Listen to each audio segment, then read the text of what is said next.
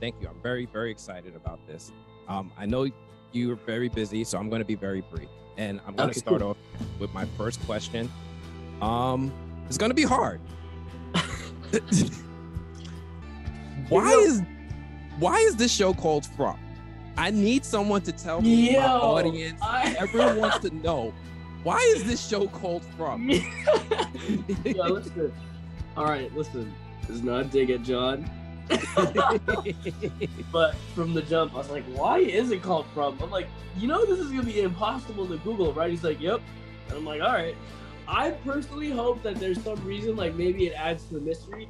I think something I saw on like Reddit, or I saw on some recently, they said from is a preposition, like grammatically, and the people in town are prepositioned in the town. I don't fucking remember. I wish I knew. Yeah. All right. I got a couple more. Okay.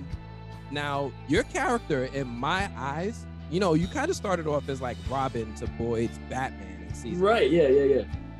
Talk about who is Kenny now in your head in season 2 versus who Kenny was in season 1. That's powerful. I think that he definitely was the Robin to Boyd's Batman, and I think that he's more of a Nightwing now. You know what I mean? He's more of a Nightwing now, and I think that they're gonna have their moments. Will they heal? Like, will they kind of reconcile their relationship? It's really hard to say, but at the same time, like, he takes so much of what he thinks the idea of being a man from Boyd, like he's like a dad to him almost, and so he takes so much of how to be a man, how to be a leader, how to be a real person from Boyd, and now he kind of has to shed that and figure out how to do that on his own, like stand up on his own 2 feet. So I think that's where he's at. Maybe he's Nightwing. Okay, I like that. Yeah. Now, I'm not going to ask you a theory, because I read what happens when people have theories, but do you know, like, have the showrunners, has John ever told you, like, he has an idea of where the story is going, how it's going to end? Like, is there a preset ending in mind that anybody knows about, or?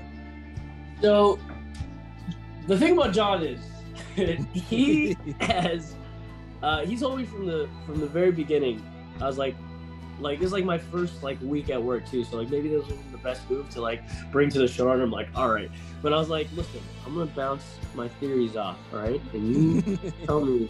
And I said, can you give me a yes or no? He said, I actually have a very good poker face, but I'm gonna give you nothing. I'm like, okay, let's try it. And that guy has a really good poker face, because I was like, is it this? And he's just like, and it's just nothing. But I am confident that he because the fact that he knows what not to tell me indicates to me he knows exactly where it's going.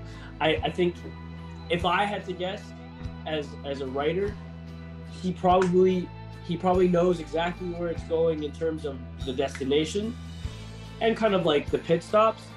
But he's, we're figuring out the route together as we go along, because a lot of this stuff sometimes it's like, what I bring to the table as an actor, or say what Avery brings to the table as Sarah, it could change the dynamics of what happens in town and what happens in the story and what happens in the show. But I think, he's he's the chess master. He's moving our pieces around because he knows how to get to that checkmate.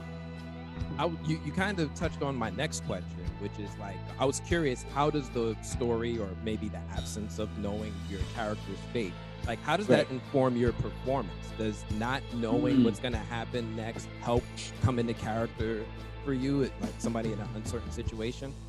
Yeah, for sure. I think that I worked on shows before where it's I as a guest star, where I wouldn't watch the show because my character wouldn't know what happens in this world. He's being dropped in on this world. And I think that that's kind of what's happening here. It's I don't really know what's going on.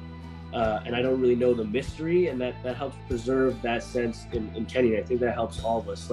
Jeff Pinker said in the first table read that we ever had on Zoom, he said, listen guys, you should know, just because of the nature of a show, due to the nature of a show like this, anyone at any given time could get killed off. It has nothing to do with performance or like anything personal. Like it's just for the sake of story. And so yeah, every week we're all kind of like, who's gonna die? Somebody gonna die? Yeah. So I want to also help the audience get to know you a little bit better. Like I'm following you on social media, but I'm curious if you can tell me what's something that you can geek out about for hours. Like what's one of your main interests? Besides your romance with Corteon. Yeah, that. Oh man, I can go on about that. No, I've been really into like jiu-jitsu lately. Like I've been doing no-gi for about 1.5 years now. I've been trying to compete as frequently as I can. That is like a whole like box of like learning right there. But I also like really like theory videos. That's why I kind of am very grateful that I'm working on the type of show that I'm working on, because I'm the type of dude to like watch like every Easter egg video on like say like the MCU movies, or like when Game of Thrones was still on, like every game. Like I love the lore. I'm not a huge Star Wars head, but I do watch like a lot of like the Star Wars canon, like Star Wars like lore videos and stuff like that. That kind of stuff is just, it's just fun to me, like world building and like being invested in a world like that. All right, I'm probably going to DM you some stuff about MCU later. But that's dope. What's the biggest misconception people have of you? Sorry, Anthony, we have to wrap. We don't have time. Sorry. Okay, no worries. Yeah. Thank you so much. I really appreciate your time.